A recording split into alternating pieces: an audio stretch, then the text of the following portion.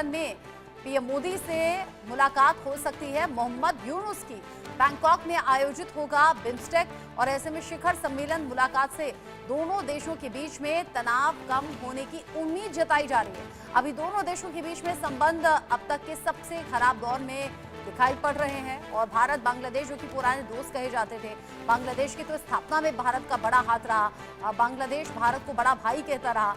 ऐसे में अब ये जो दौर चल रहा है ये बांग्लादेश और भारत के रिश्तों के लिहाज से कतई ठीक नहीं है, ये कह सकते हैं सबसे खराब दौर में चल रहा है। और अभी बिम्स्टेक में दोनों नेताओं की मुलाकात की खबरें, यानी कि एक तरफ पीएम मोदी, एक तरफ मोहम्मद यूनुस, दोनों के बीच में मुलाकात अगर होती है तो क्या बात होगी ये देखना दिलचस्प होगा। अरविंद सिंह तेजावत जी, हालांकि शिखर सम्मेलन में मुलाकात होगी, लेकिन मुलाकात में क्या बांग्लादेश और भारत की सीमावर्ती इलाकों का जिक्र हो सकता है? क्या बांग्लादेश के बदलती हुई सोच और बदलते हुए रवैये या तीखे तेवर जो सीमा पर दिखाए जा रहे हैं, क्या उनका जिक्र हो सकता है? और क्या दोनों देशों में सुधार रिश्तों में कुछ दिख सकता है क्या इस सम्मेलन के जरिए?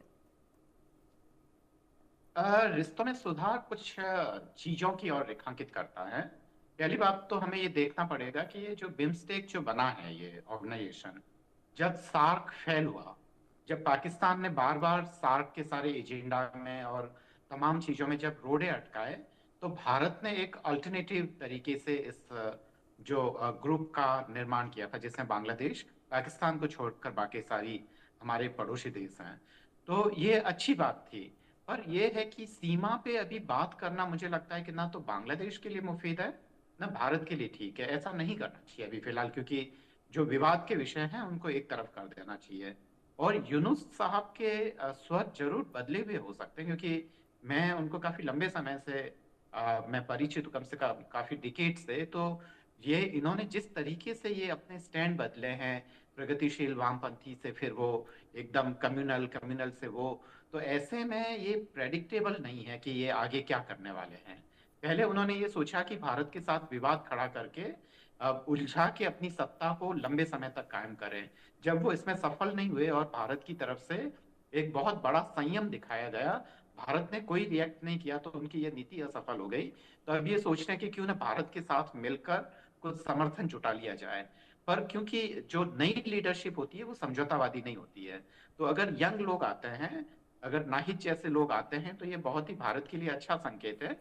और खासकर जो कम्युनल पॉलिटिक्स है उसका एक तरीके से नाश होगा। इसलिए भारत को अभी कुछ भी ऐसा स्टेटमेंट ना तो मीडिया हाउस से, ना कहीं से भी, ना सत्ता प्रतिष्ठान से ये जाना चाहिए कि भारत में जो नई जो पॉलिटिकल पार्टीज जो पॉसिबिलिटीज हैं वहाँ उभरने की, भारत उनको रोकना चाहता है।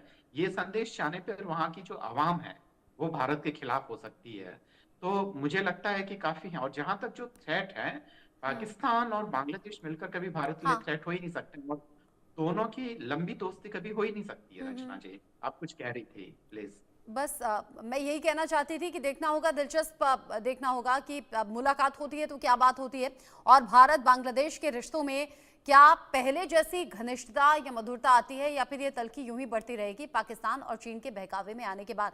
बहुत शुक्रिया आप दोनों का, टीपी त्यागी सर, अरविंद सिंह तेजावत जी, इंडिया न्यूज के साथ जुड़ने के लिए। आगे बढ़ेंगे और आगे बढ़ते हुए जो अगली बड़ी खबर है वो इंडोनेशिया से। इंडोनेशिया